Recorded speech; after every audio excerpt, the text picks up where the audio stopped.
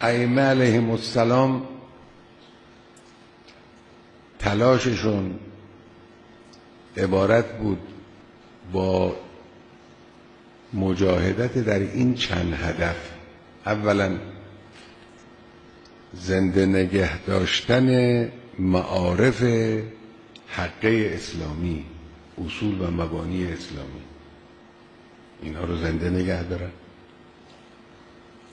حکومت‌های ظالم و طواغیت امت سعیشون این بود است که معارف اسلامی رو یا نابود کنند یا قلب کنند، عوض کنند، تحریف کنند. ائمه علیهم السلام یکی از مهمترین رشته‌های حرکاتشون ایستادگی در مقابل این بوده. حفظ معارف اسلامی، احیاء معارف اسلامی. یکی از کارهای دیگر ائمه علیهم السلام اقامه احکام الهی بوده است، سعی در اقامه احکام الهی،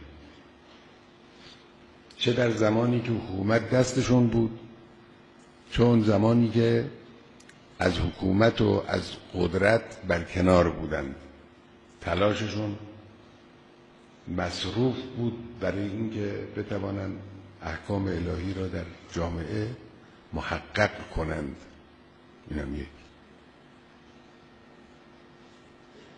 یک کار دیگر ائمه علیهم السلام مجاهدت فی سبیل الله بود که شما در زیارت ائمه میخونید اشهد انک جاهدت فی الله حق جهاده. حق جهاد یعنی هیچ کم نگذاشتند در مجاهدت در راه خدا، با همه وجود، با همه توان، با همه ظرفیت در راه خدا مجاهدت کردند. این هم یک بخش مهم از این مجاهدت که خود یک سرفصل جداگانه است، مبارزه با ظلم و مبارزه با ظالم بوده است. زندگی ائمه علیهم السلام سرتاپا عبارت است از مبارزه با ظلمه، مبارزه با ظلم. علت اون فشارها و مسموم شدنها و شهید شدنها و اینا هم همش همین بوده، چون با ظلم و ظالم مبارزه میکردن. خب این زندگی ائمه است. ما حالا میخواهیم پیروان اهل بیت باشیم، باید این چیزها رو رعایت کنیم. این چیزها رو بایستی رعایت کنیم. بایستی معارف اسلامی رو ترویج کنیم، بایستی اقامه احکام الهی را جزو اهداف خودمون بدانیم، باید در راه خدا با همه وجود مجاهدت کنیم، باید با ظلم بجنگیم، با ظالم بجنگیم، مبارزه کنیم.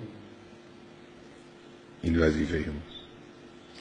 خب مجاهدت فقط جنگ نظامی نیست، مجاهدت اعم است از انواع مبارزات، از مبارزات فرهنگی گرفته تا مبارزات سیاسی تا مبارزات اقتصادی. اینا همه داخل در عنوان مجاهدت است. ذهن فقط نرود به جنگ نظامی.